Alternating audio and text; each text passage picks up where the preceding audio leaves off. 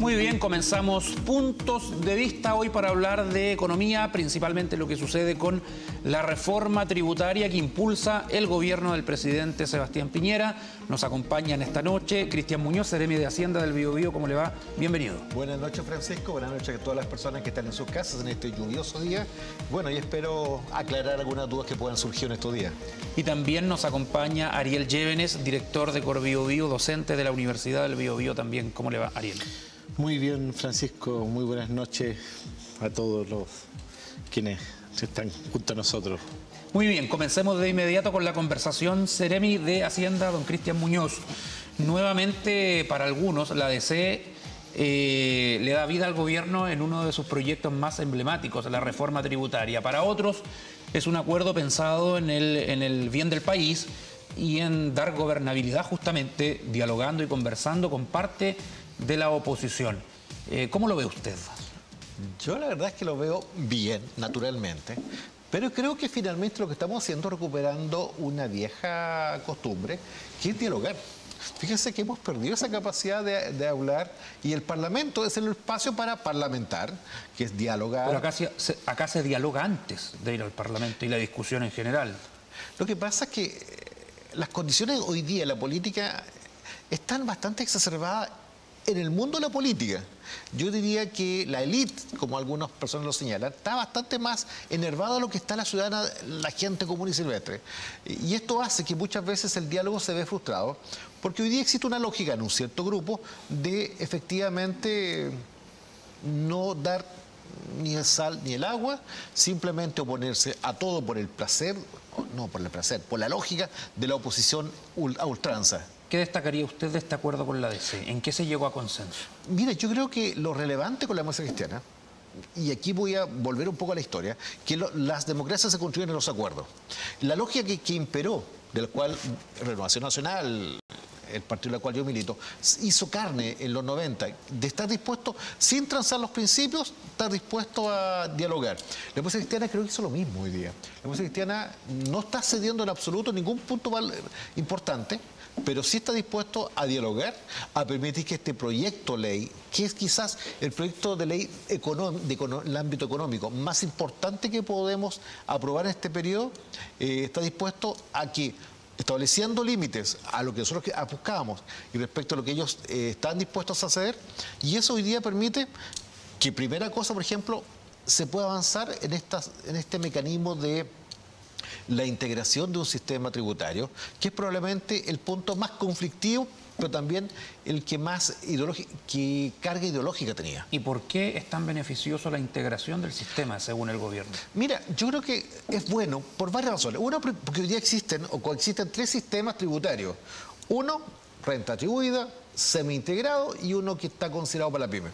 Eso para cualquier contador, yo soy contador de formación, ya es complejo. Llevar una empresa con una modalidad A y después cambiarse nuevamente a la modalidad B y otra a la C, incluso puede ser parte del mismo holding, una misma agrupación de empresas y tienen mecanismos distintos. Eso ya lo hace difícil. Pero no todas las empresas son iguales. No, pues sí. por supuesto. Pero lo hace mucho más difícil para los comerciantes, para los contribuyentes, lo hace mucho difícil para los contadores, lo hace mucho difícil, más difícil, lo simplifica y fíjate que también es más fácil fiscalizarlo. Algo que a todo el mundo nos importa, que Impuestos Internos haga su pega y fiscalice bien y establezca mecanismos que impidan la elusión o la evasión tributaria, se hace más difícil cuando tienes tres sistemas corriendo simultáneamente. Primero, la integración va a permitir tener prácticamente un solo sistema. Desaparece el semi-integrado, desaparece renta atribuida y nos quedamos con un sistema integrado, que entre otras cosas premia a la empresa que va bien, que tiene utilidad, pero que los dineros no salen de la empresa, sino que se van, y no se van a los bolsillos de los dueños, sino que permanecen. Y cuando hay dineros a la empresa, tú sabes que eso se convierte en maquinaria, en inversión, en tecnología, que al final de cuentas significa mayor capacidad de productividad. Y más productividad significa, al final de cuenta, más empleo, más trabajo, más demanda de materias primas, más servicios, que es finalmente buena la economía. Ariel Llévenes, ¿tu opinión de la reforma tributaria? A ver, primero yo quisiera coincidir en parte con el seremi respecto de la importancia que tiene de abrir acuerdos. Ahora, sí, estos acuerdos debieran ser mucho más amplios, en el sentido de incorporar también distintas visiones ciudadanas. ¿Por qué esto es importante? Porque uno de los problemas coyunturales que viene arrastrando nuestra economía desde hace unos 3, 4 años tiene que ver con la inversión. Ya tenemos una inversión todavía muy frenada y eso tiene mucha relación con la carga de incertidumbres y con la carga de expectativas. Pero no se supone que con la llegada del gobierno de Piñera los empresarios tuvieron una muestra de confianza y que se supone iban a volver a invertir, porque muchos de ellos apoyaron la elección del mandatario, pero la economía sigue estancada para ti. ¿Por qué factores pasa? ¿Internacionales que no tienen que ver con el manejo interno? ¿O más allá de tener un gobierno de derecha sigue habiendo incertidumbre? Lo que pasa es que como se plantean luego nuevas reformas, ¿ya?, sobre todo en un ámbito tan clave para la inversión como es la tributación, evidente que la incertidumbre tiende a incrementarse de nuevo. Independiente, ¿ya?, que sea una reforma, no lo digo yo, pero lo dicen algunos, pro empresarios. Independiente. O sea, la incertidumbre se genera igual. Claro, porque el empresario lo que necesita es un cierto horizonte de estabilidad y de claridad sobre el cual proyectar las inversiones. Ya, o sea, antes de que continúes, en general, no se recibe bien en el mercado que tengamos una reforma tributaria tan nueva y ya tengamos otra que estarla cambiando que se está constantemente. planteando. Sí. Por eso es que es importante hacer estas reformas que son más macizas, que son más relevantes y estructurales, hacerlas en un marco de consensos mucho más amplios, ¿ya? Y acá solamente fue con la DC. Es natural, correcto, es natural que en un escenario de cambios y de reformas importantes la incertidumbre emerja. Esto es natural, pero hay una forma de mitigar esto y que tiene que ver con la apertura, con los espacios de consenso y con los espacios de acuerdos. Ahora Por eso es importante ir construyendo acuerdos. Sobre la integración del sistema, ¿cuál es tu opinión? Es efectivo que la integración del sistema debiera promover que las empresas retengan las utilidades para poder hacer reinversión. Eso, en un escenario donde la inversión está tan estancada, es muy importante. Pero ¿y cómo garantizamos que se reinvierta y que no vaya a los bolsillos de los dueños de las empresas y se quede ahí? Lo que pasa es que es una apuesta. Con el otro sistema hay un incentivo a retirar las utilidades. Es importante que se queden dentro y que puedan haber esta reinversión con instrumentos que promuevan esto. O sea, esa sería una arista positiva. Sí. Ahora, yo ahí nomás quisiera plantear una interrogante respecto de las pymes, ¿ya? Porque si bien este instrumento va a ser igual para todos, ¿ya?, es un régimen que le permite también a las pymes retener recursos para luego reinvertir y avanzar hacia su crecimiento. Con las pymes hay otro problema, ¿ya?, y que tiene que ver con el financiamiento diario, ¿ya? Digo, si las pymes hoy tienen problemas de flujo y de acceder a financiamiento, la proyección que uno podría hacer respecto de este instrumento sobre las pymes va a ser bastante más restringido que en el caso de una gran empresa que efectivamente sí va a tener fondos para reimpulsarse. De cualquier modo, en todo caso, sí es relevante en términos de que promueve la inversión. Ahora, Seremi, ¿cuál es el espíritu de esta reforma tributaria? Si se ha reconocido que lo que recauda el fisco se va a deteriorar en cierto momento y se va a tratar de nivelar con estos 400 millones de dólares que se plantean, pero se calculan... según la oposición, yo no sé si estoy en lo cierto yo, una pérdida de recaudación entre los 450 y 800 millones de dólares. ¿Cómo puede ser buena una reforma que no tributa suficiente dinero al Estado? Francisco, creo que eso es un error. Ya, es un error, ¿por qué? Primero que en sus principios, en su origen, esta propuesta de modernizar el sistema tributario suponía un efecto neutro. Significa que no disminuía la recaudación ni tampoco la aumentaba.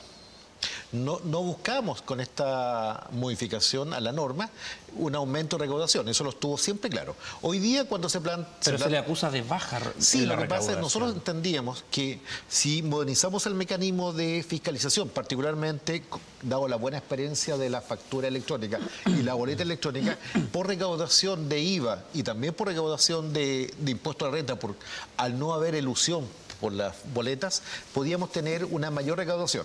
Pero también la Democracia Cristiana en este acuerdo nos ha planteado que en este periodo de negociación, en las propuestas que tiene que hacer el Ministerio de Hacienda, se tiene que dejar de manera inequívoca que se va a generar una suerte de compensación de a lo menos 400 millones de dólares que van a provenir principalmente de aquellos que se debieran ver beneficiados con la integración. Es decir, no se pretende con esto favorecer la evasión, no se pretende con esto favorecer la disminución de la carga tributaria y también, como principio pilar de esto, es la progresividad del impuesto. Es decir, que paguen más los que tienen mayores ingresos. Y eso no ha sido modificado, no ha sido transado y jamás tampoco estuvo en el ánimo de la propuesta del Ministerio de Hacienda alterar eso. Siempre hemos creído que a igual nivel de rentas se debe pagar lo mismo, independiente del origen, pero en ningún caso que los que ganan más paguen menos. Eso es claramente una falacia. Vamos a una pausa y ya volvemos.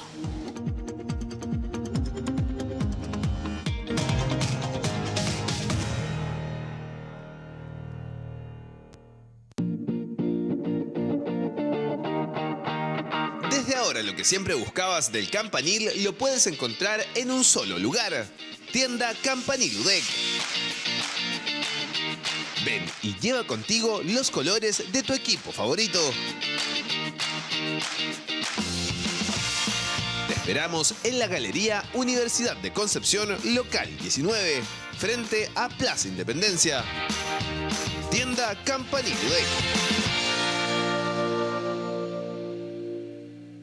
Colegio San Pedro Nolasco de Concepción, perteneciente a la familia mercedaria, con 71 años educando a niños y jóvenes de nuestra región. La educación mercedaria es cristocéntrica y humanizante. Buscamos entregar educación de calidad para desarrollar las habilidades de nuestros alumnos en las ciencias y formar personas que vivan los valores del Evangelio, aportando a nuestra sociedad con justicia, verdad, solidaridad, empatía y libertad. Únete a nuestra comunidad. Libres para liberar.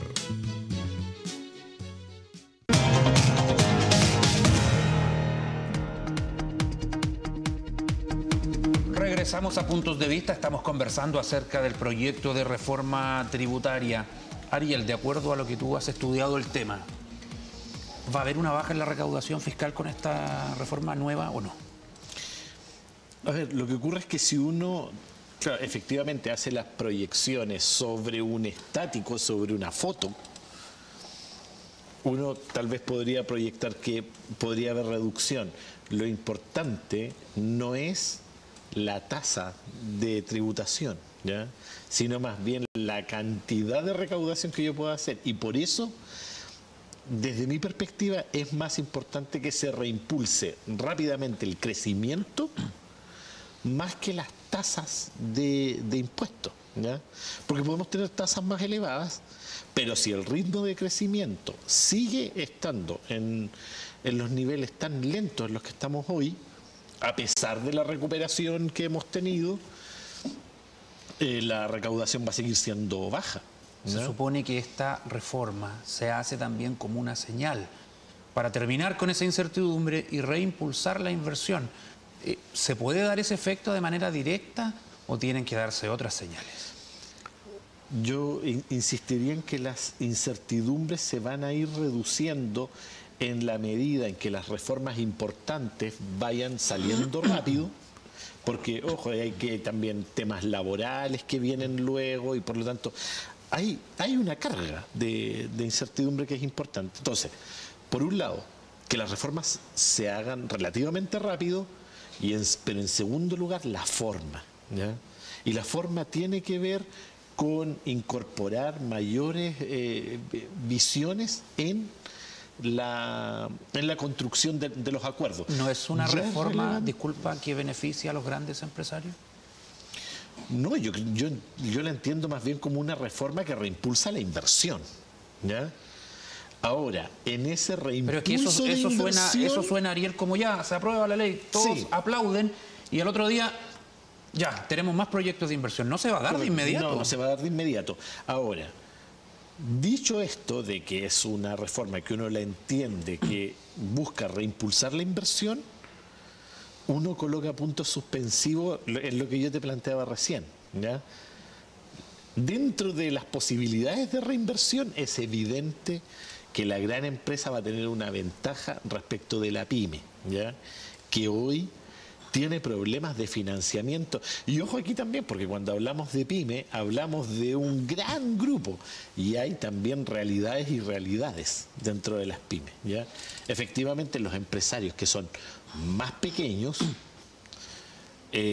aún existiendo este instrumento de reinversión, no le van a poder sacar el provecho en términos relativos como lo podría sacar una grande, porque tienen demandas o necesidades más urgentes y que tienen que ver con requerimientos de financiamiento más de corto plazo. ¿Cómo despeja esas dudas, Seremi? Mira, lo que pasa es que puede que no nos guste la frase, pero naturalmente que aquellos que tienen mayor capital son puntualmente aquellos que tienen la capacidad de echar a andar más rápido la máquina. Pero fíjate que el problema está en aquellos que hoy día están tributando a pesar que el dinero permanezca en la empresa. El sistema hoy día que existe, el de renta atribuida, es, por decirlo bastante simple, perverso con el empresario que quiere crecer. Estoy hablando de esa pequeña empresa que le fue bien el año pasado, pero solo por estar en ese mecanismo ya está tributando, aun cuando el dinero siga en la empresa. ¿Te parece injusto? A mí sí, me parece muy injusto, porque si el dinero permanece en la empresa, está permitiendo crear más empleo, permite generar que esos dineros crean o desarrollen más la O empresa. sea, eso es mejor que se vaya la plata para el fisco en impuestos de inmediato. Es que no se está yendo, ojo, si las personas debieran tributar en función de los dineros que quedan en sus bolsillos, pero si usted ese dinero lo obtuvo... Ya, pero y ¿a dónde se permanece- va esa plata si no se reinvierte? Actualmente, según la reforma que tenemos. Esos dineros perfectamente pueden estar fuera de la empresa y fuera del ¿fuera sistema. dónde? Del sistema económico local.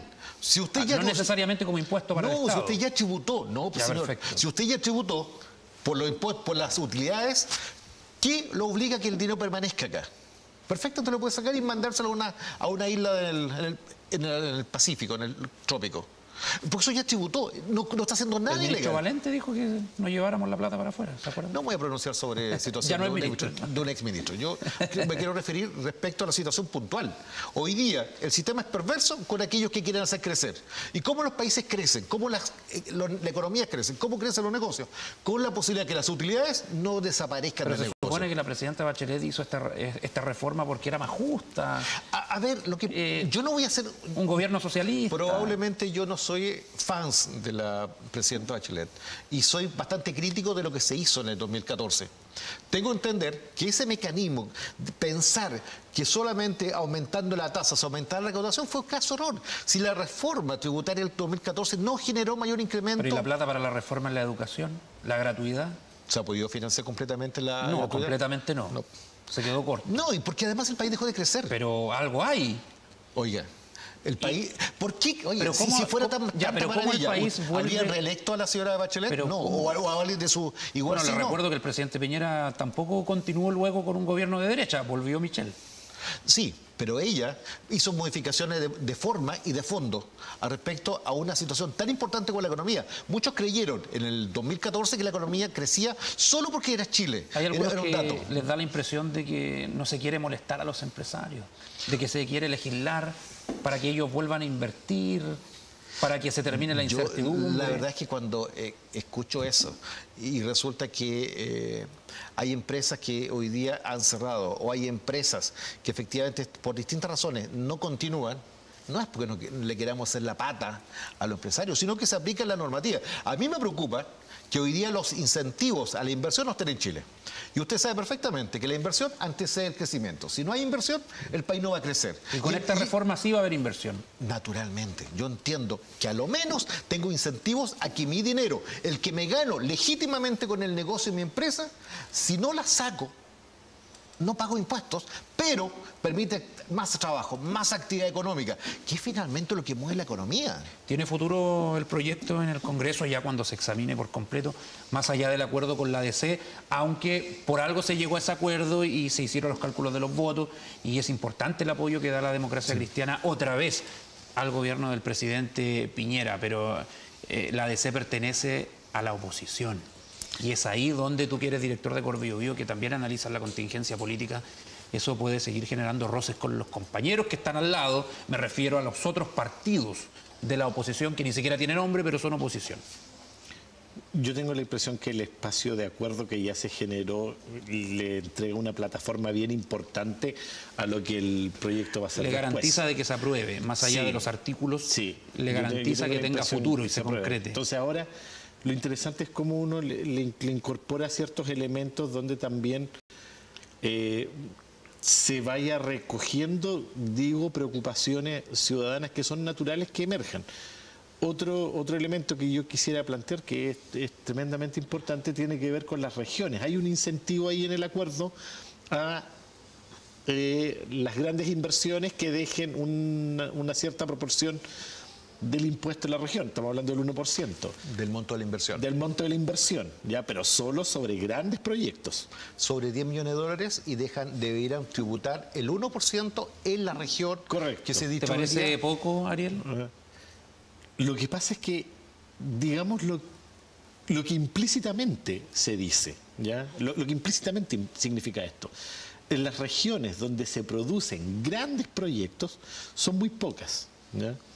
Y por lo tanto el efecto concentrador se replica, ¿ya? Pocas regiones tienen estos grandes proyectos y son en esas regiones donde precisamente este incentivo va a quedar.